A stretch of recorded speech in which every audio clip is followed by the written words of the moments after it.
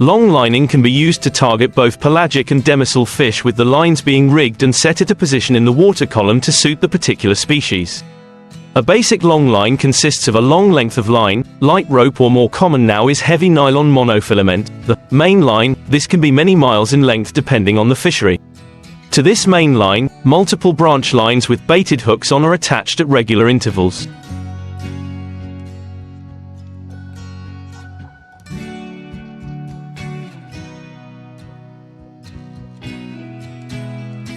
This rig is set either on the seabed or in midwater with a darn buoy at either end, and allowed to fish for a set period. Demersal longlining is seen as an environmentally friendly method of fishing, being good for size and species selectivity with minimum bycatch. There will be some seabed impact from the anchors at each end of the gear, but this will be minimum and only when the gear is hauled. There may be problems with seabirds taking the baited hooks that are still close to the surface as the gear is being shot, but this can be almost eliminated by using bird scaring lines and shooting the gear from a moon pool, as some of the modern longline vessels do.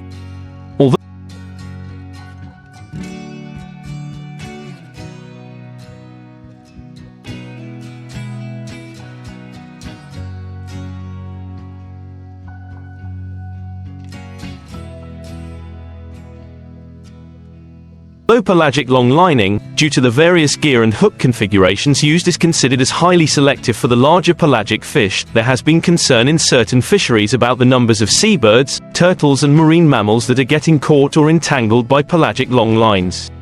This problem of bycatch has been addressed in some areas with the adopting of bird scaring lines towed behind the vessel, Tory lines, weighted lines to ensure they sink quickly below the depth of the seabirds, and several other concepts to reduce accidental capture of seabirds. By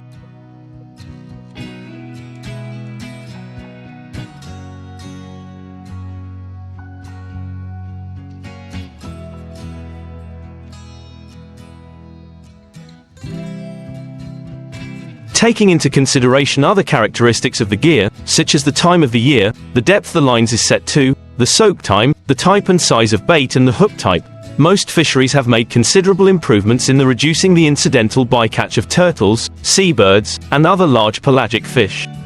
Catching fish on hook and line can be traced back to early days when hooks were fashioned out of bone and used line from any twisted strands. The use of multiple hooks on one line, longline, probably did not start to come into its own until the late 1800s, when the construction of hooks became more mechanized.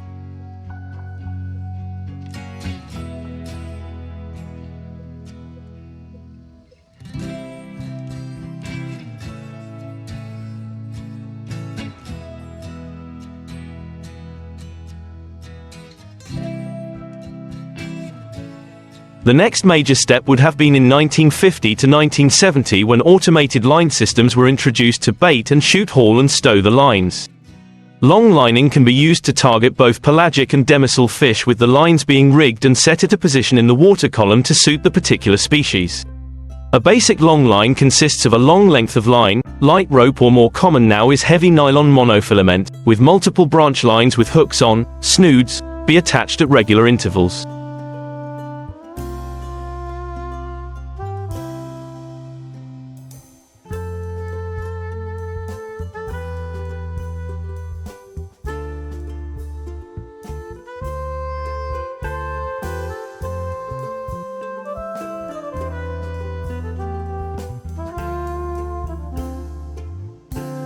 On smaller inshore vessels, baiting and handling the gear by hand, they may use lines that are only a few hundred meters long with a few hundred hooks attached.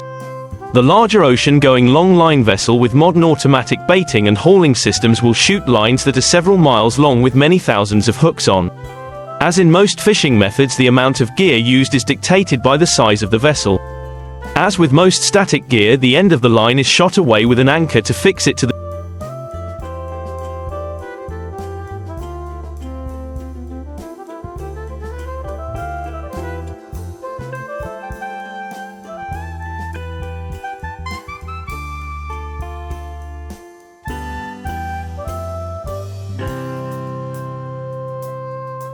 seabed, and a buoy to mark where it is and aid retrieval. The anchor and buoy are shot away first, then as the boat steams forward, the line and baited hooks is paid out over the stern. The speed at which the vessel shoots its gear depends greatly on the setup they have on board. The smaller inshore boats pre-baiting the hooks and shooting out of plastic tubs on the deck will have to shoot fairly slowly.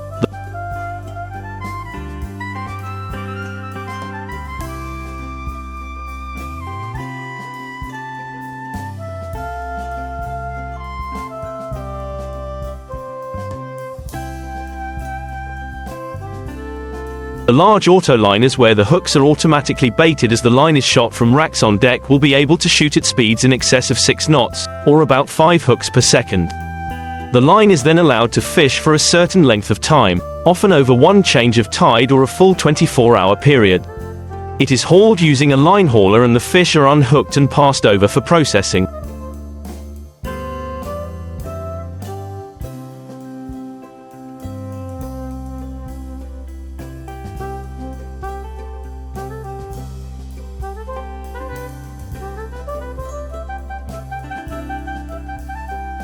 On the large autoline vessels, the line and hooks will lead straight onto the hook storage cassettes and in preparation for baiting and shooting away again. On the smaller vessels it will be fed into a tub and probably taken ashore to be baited by hand.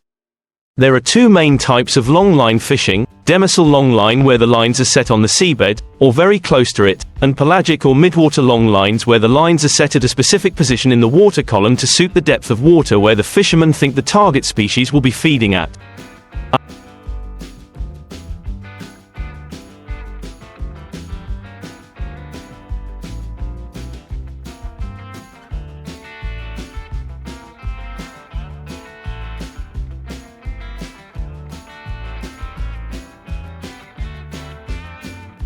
A handline is cheap and simple to construct, but making and using it, like all fishing techniques, requires skill and knowledge to achieve the best results.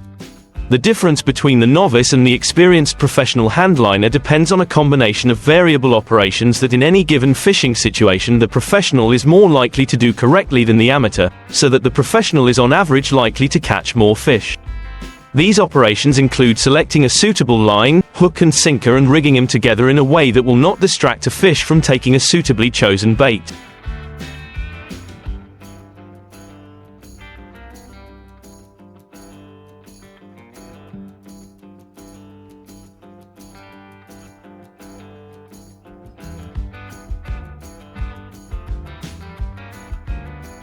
Once a handline has been suitably rigged, fishing is not simply a matter of throwing the line in the water anywhere and waiting.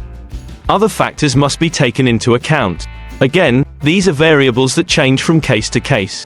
They involve where and when to fish, how to encourage the fish to take the bait, and once the bait is taken, how to ensure that the hook is embedded in the fish's mouth and the fish prevented from escaping.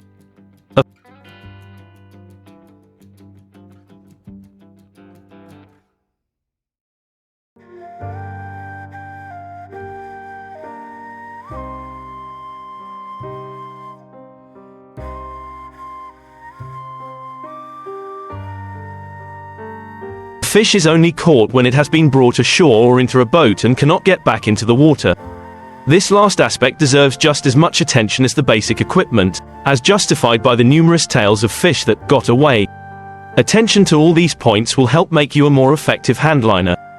In many parts of the world, handlining is the most readily available and affordable method of fishing, and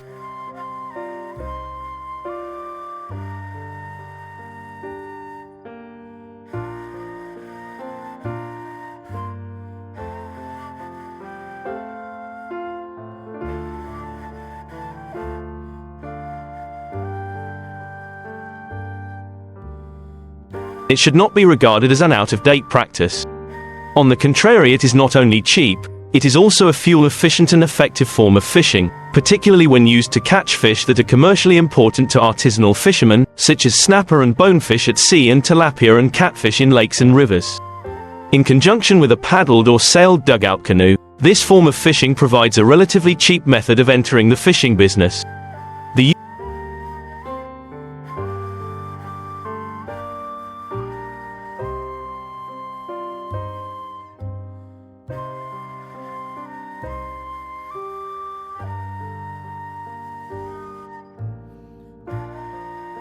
use of a canoe makes it possible to explore a larger area, to discover new places where fish are concentrated, with the chance of getting bigger catches. This booklet provides an overall description of the method, while the finer details of fishing related to each area, whether at sea or on lakes, will be the task of the individual. This booklet can help show where to look, how to rig the handline, and broad details of place and time to use the handline.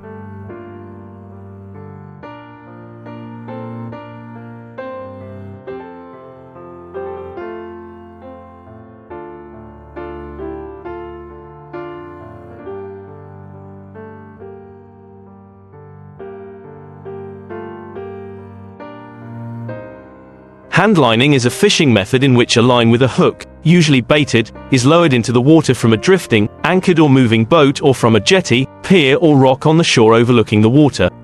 Handlining is just as its name implies, holding a line in the hand while waiting either actively or passively for a fish to take the bait. If there is a bite and a fish takes the hook, it can then be hauled in by hand.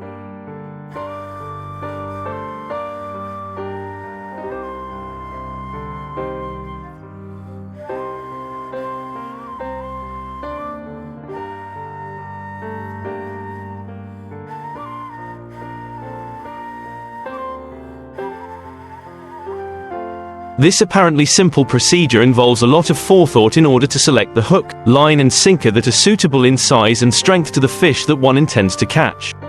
In addition, the fishing technique must be developed to ensure that fish attracted to take the bait are caught. Sometimes one may wish to catch a particular fish and exclude others, or one may want to catch a variety of fish of similar size and eating habits.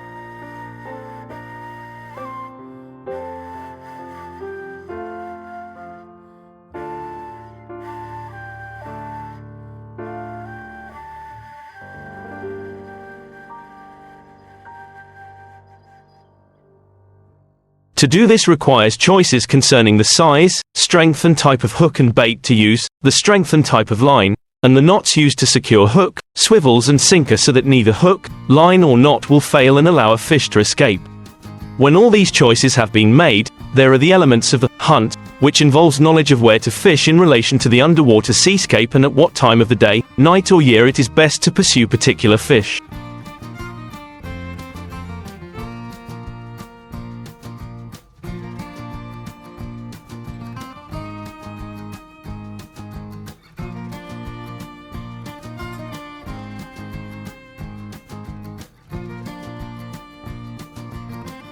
This last point takes into account that fishing is variable from day to day and year to year, so that although there are general rules to know about when and where to go, what bait to use and so on, there will always be times when fishing practice is totally unforeseen and goes against the general rule.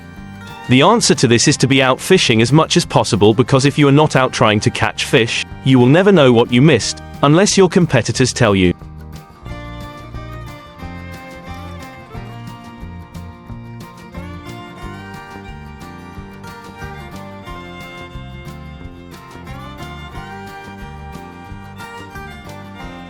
Handlining can be carried out either in a stationary position, such as from a rock or jetty overlooking the water, or from a boat which is either drifting with the current or wind or at anchor. Handlines are also used to trail a bait or lure behind a boat that is moving through the water propelled by an engine or by sail. This is particularly effective when the handline is trailed behind a sailing dugout canoe, as the fish are less likely to be disturbed in the absence of the vibration and noise of an engine. More detail on these methods will be given in the section, Fishing the Handline, which describes active techniques to attract fish to take the bait or to place the bait or lure where it is most likely to be taken.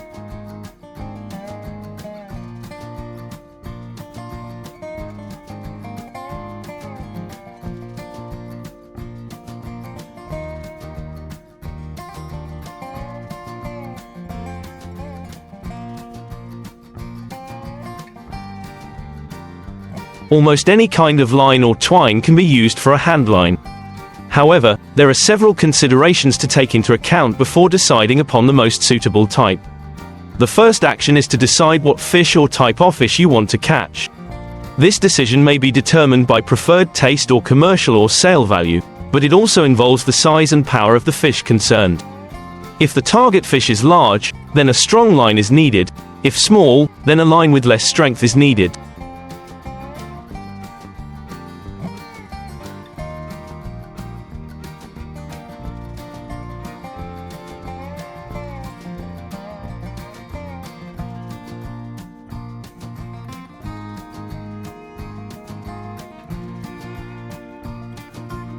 Here the problem is in choosing the most suitable line.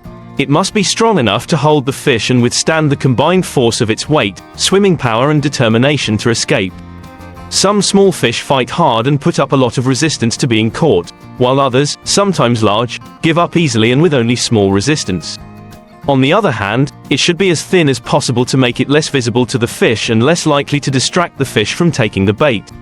A thick line is more easily detected than a thin line and may disturb the fish or make it very reluctant to take the bait. A thin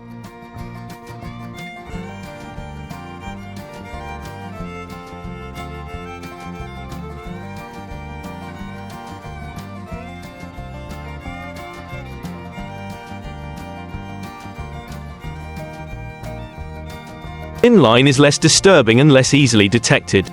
You should keep in mind, however, that not all thick lines are strong and not all thin lines are weak. This is particularly true of the thin transparent nylon or polyamide lines, which not only are difficult for the fish to see but are also very strong in relation to their size. See tables 1 to 3. Generally speaking, the lighter the line the more effective it is for catching fish, while the thicker the line in relation to the size of the fish, the less effective. It is for this reason that a large, strong line should not be chosen for catching small fish.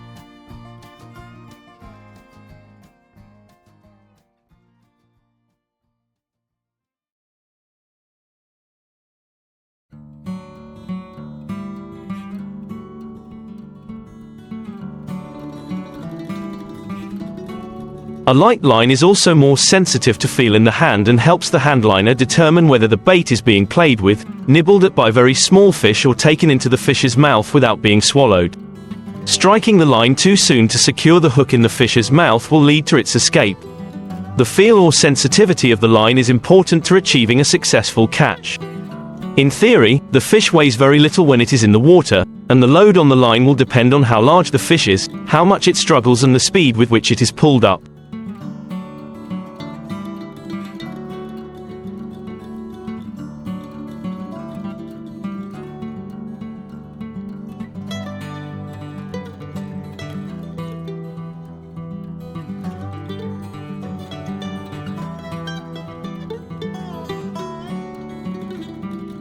Assuming that the maximum load you expect to pull is 15 kilograms, then considering the jerk you give to the line and the additional force the fish will give in trying to break away, you must use a line capable of taking 3 times that load without breaking, i.e. 45 kilograms. This means that the knotted breaking strength of the line must be 45 kilograms in water, as it has to be knotted to tie the line to the sinker and also to tie the branch lines or the snoods to the main line. The dry breaking strength of a line is the force measured in kilograms that is needed to break the line when it is dry and is pulled straight without a knot.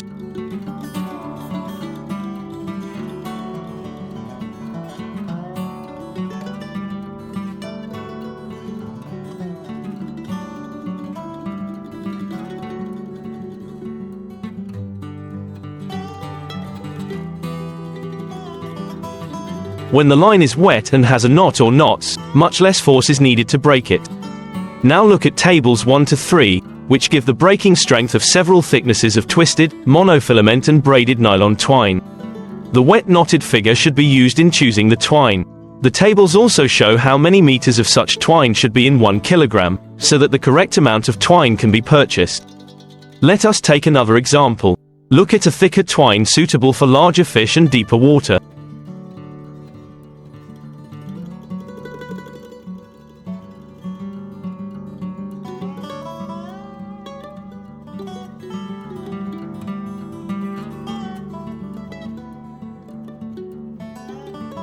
Twisted twine of 210/60 denier is 1.5 mm thick and has a wet knotted breaking strength of 47 kg, but monofilament of the same thickness has only 46 kg breaking strength and braided twine of the same thickness 44 kg breaking strength. You will also note that if you purchase 1 kg of each different 1.5 mm twine, then you will receive 590 meters of twisted, 490 meters of monofilament but 740 meters of braided twine.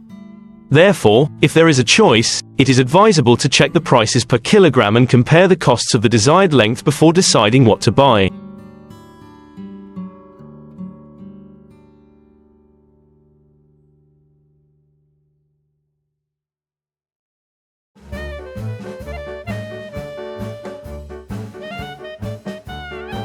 You must also consider visibility in the water where you are going to fish.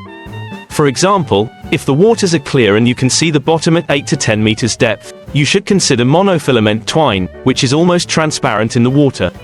On the other hand, if the waters are very dark or muddy, the thickness of the line does not usually make very much difference, and you might consider purchasing cheaper, possibly locally made twine of vegetable fiber such as cotton, sisal or manila hemp. Demersal longline is used to target the bottom-feeding fish, in particular cod, haddock, ling and some flatfish.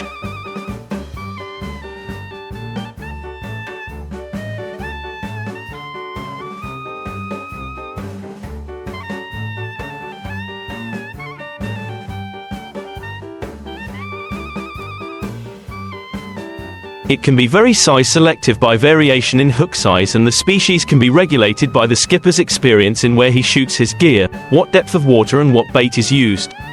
It is accepted as a very environmentally friendly method of fishing with very little bycatch and discards. Nowadays in the UK, longline fishing is operated on a small scale by on a few inshore vessels in different parts of the country, usually on a seasonal basis. Most of the larger demersal longline vessels that supply fish into UK are based in Norway, Iceland, etc. However, demersal longline in some form is used by fishermen throughout the world. Pelagic longlining is undertaken worldwide to some degree, but tends to be concentrated in tropical regions where there are concentrations of large pelagic species. The main target species are various species of tuna, billfish and swordfish. The gear is very similar to the demersal longlines, but they are not anchored but allowed to drift below the surface, being marked by large